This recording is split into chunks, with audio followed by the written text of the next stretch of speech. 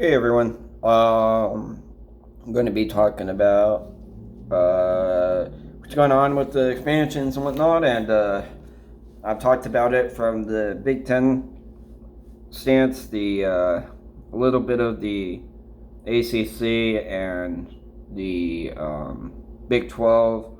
I don't really know too much about them though, to be honest. Um, and now I'll talk about the SEC.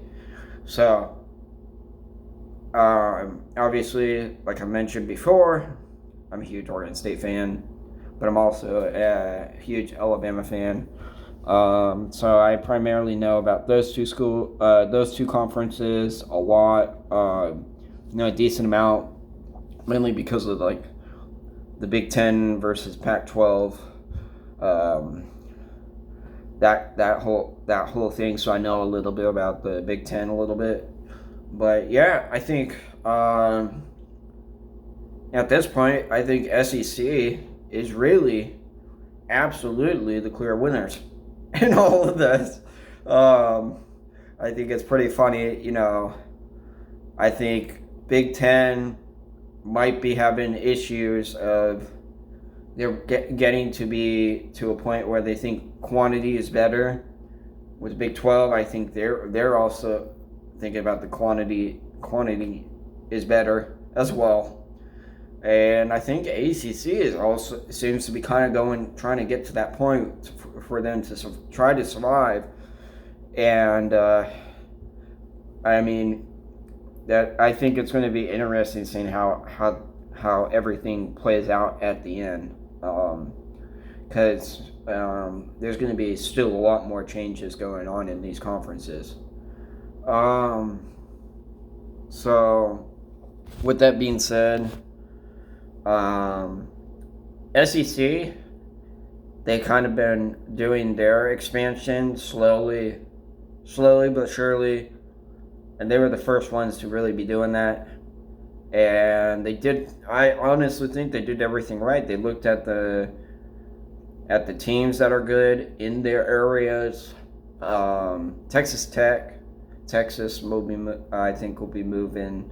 Um, I think they already have that figured out a while ago. But yeah, I mean, it's going to be. I think with the SEC, and you look at how they've done their expansions, they have taken a lot of thought into it about travel time, about uh, the teams that they actually put in, um, and they've done a great job. They've really done a great job, and I think, in all honesty, I think with the Big Ten was one of the top conferences, and it still is one of the top conferences. I think it's going to be funny to see how things play out because I think they're expanding and they're expanding a little too quickly. They got this rush of expansion, and I think it's part of it was actually a lot of it was due to the whole playoff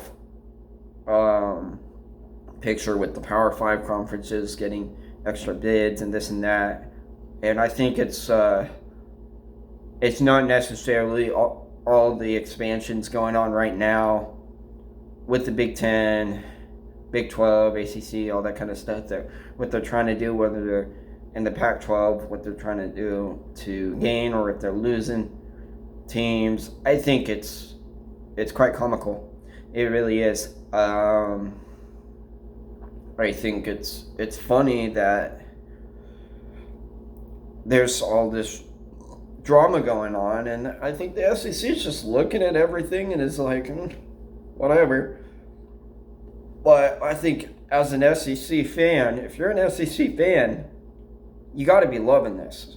If your main team, your only team is SEC, because I think when looking at this and looking very closely at this, this is really going to change the Big Ten as far as competitiveness.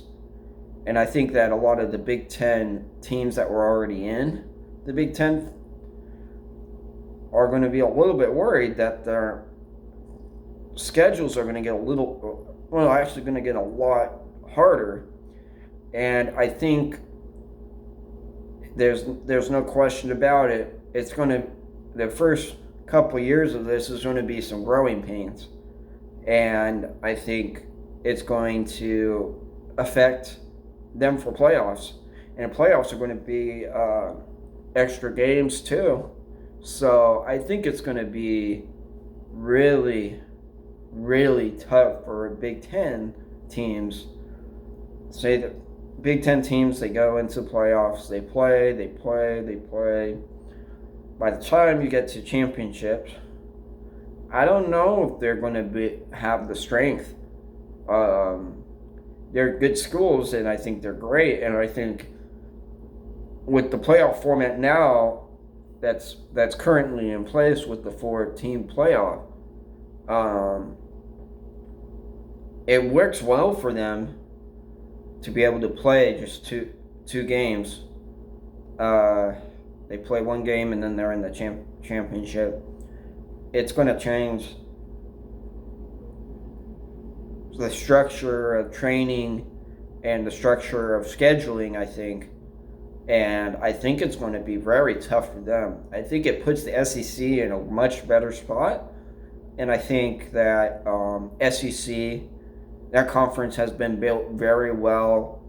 Many years of thought and a full process and the idea of expansion, but at the right way, is really going to help them out. And I could see SEC winning the 2-3 years that once all this expansion stuff is said and done, 2 or 3 years. Don't be surprised that it's all SEC champ, because I think that it's going to take a lot of Big Ten getting used to the difficulty of scheduling, and the competitiveness is going to be there.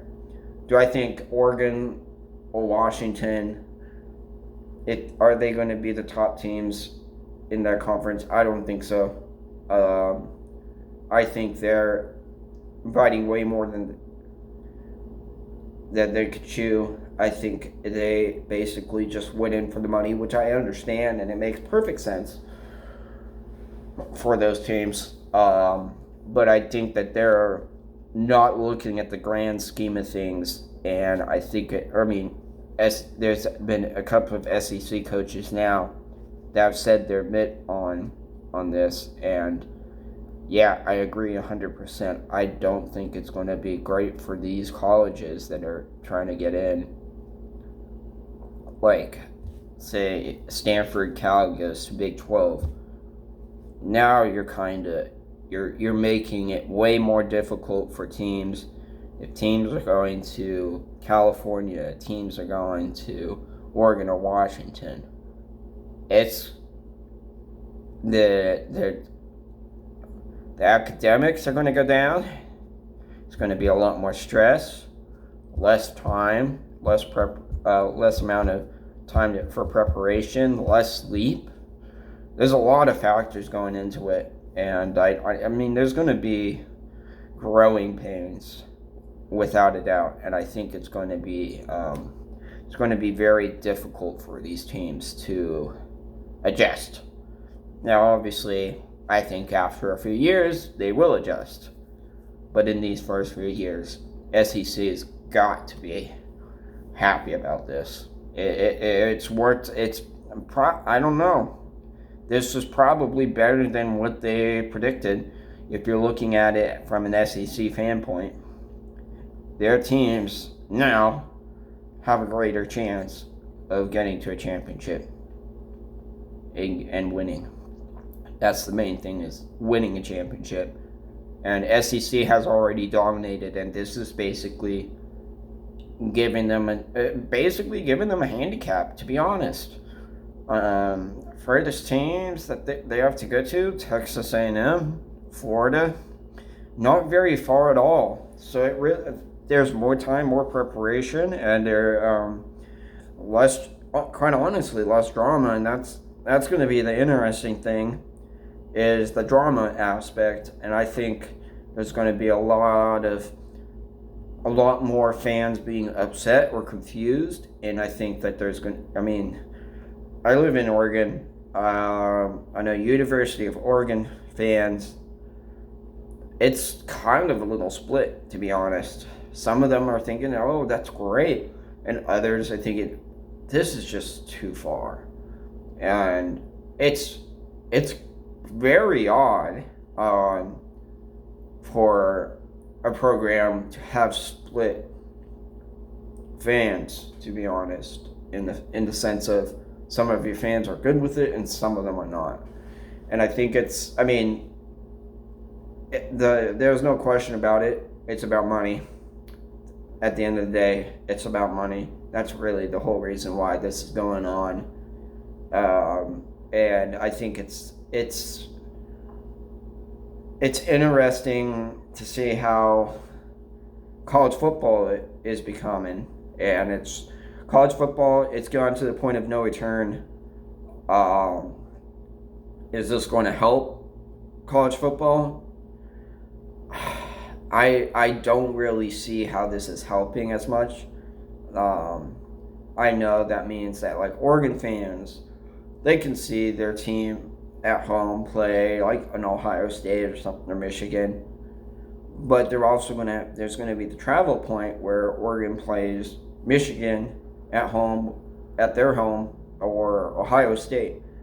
And I don't know if the fans are going to want to watch that. I'm sure there's going to be a decent turnout, but there's no tradition there. There's no history there.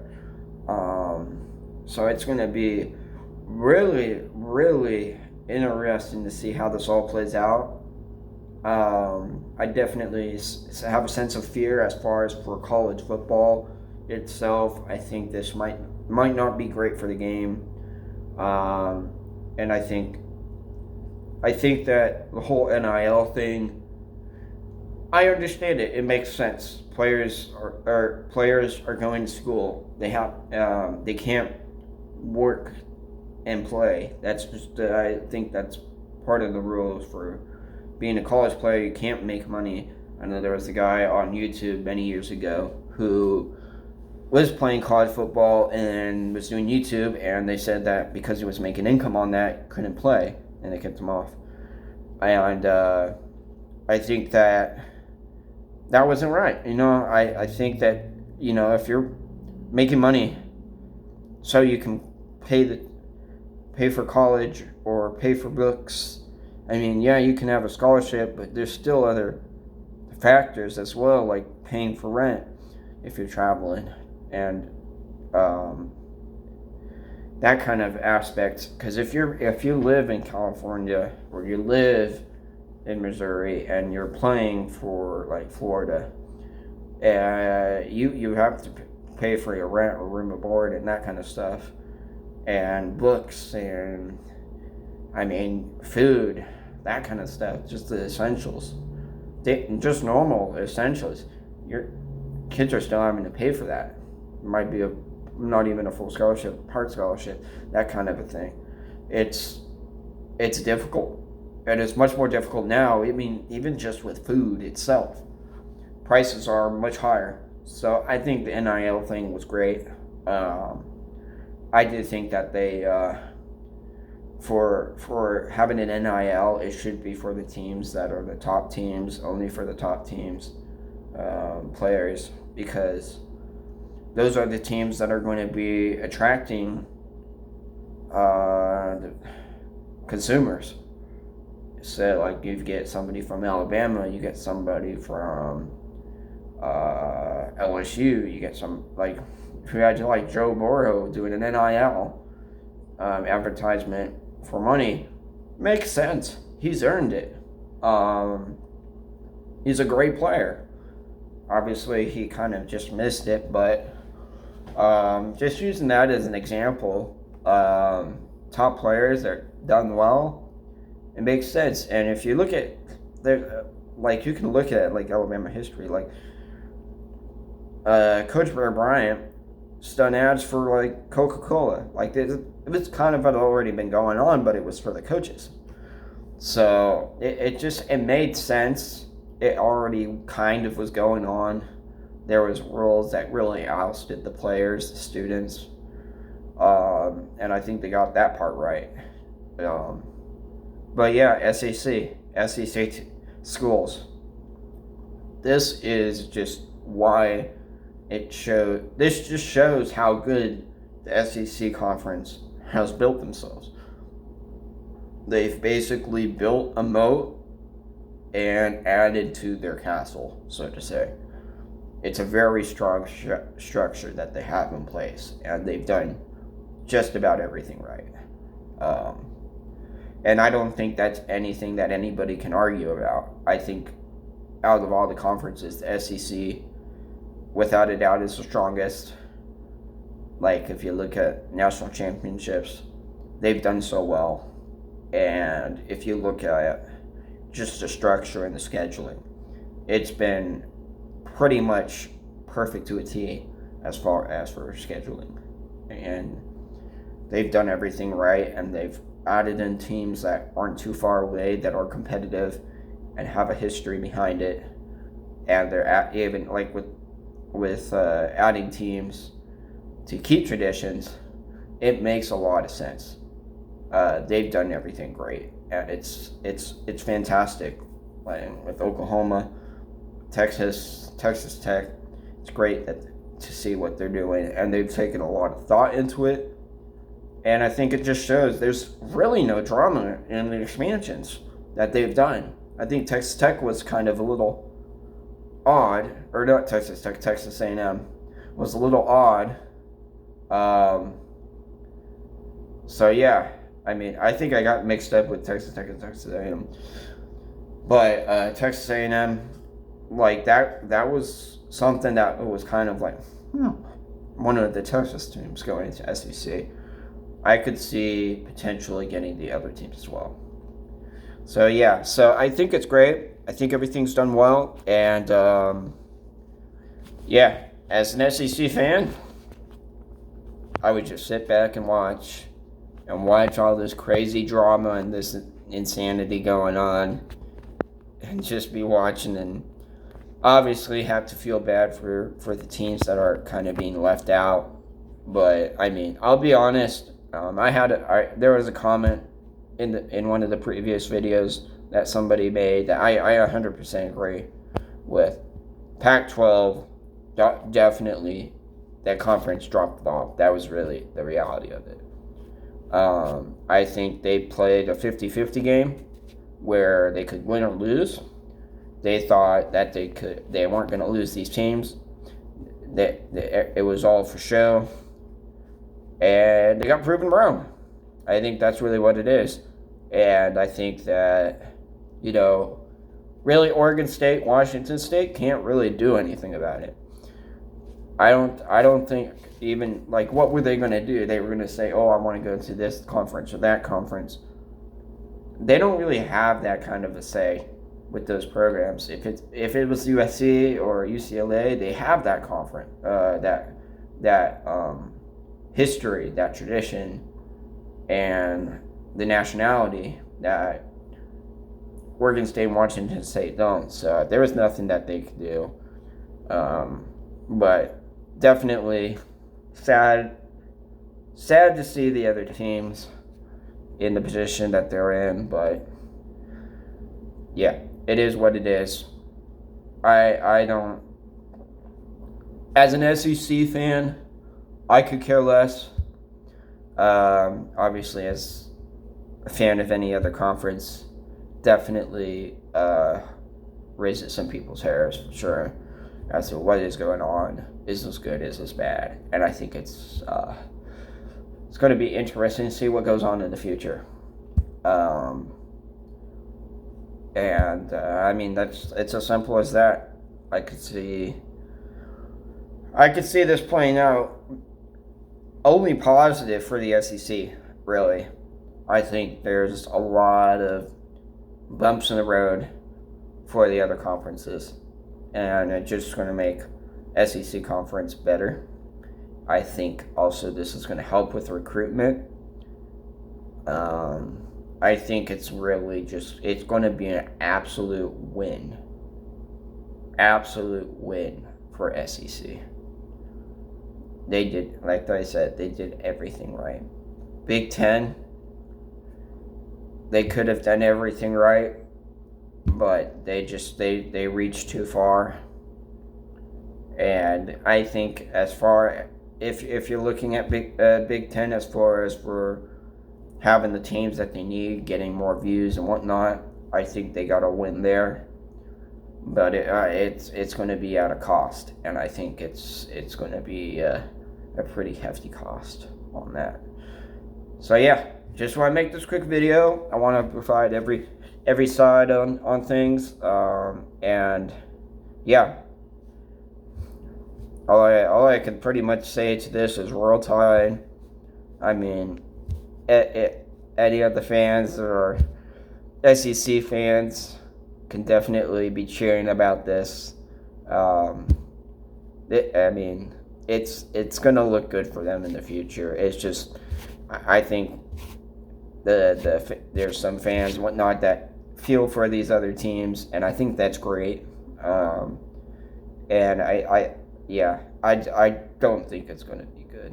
It's sad to see, and college football is going to change. And I wouldn't be surprised if there's less and less views, actually, even though this is all about getting more viewership. I think it's actually can create some chaos that may not be so great. Only time will tell, though. We'll see. Anyways, this is my video on this. This is the SEC side. I love this. As an SEC fan, I would love this. So this is great. Anyways, have a great day. Bye.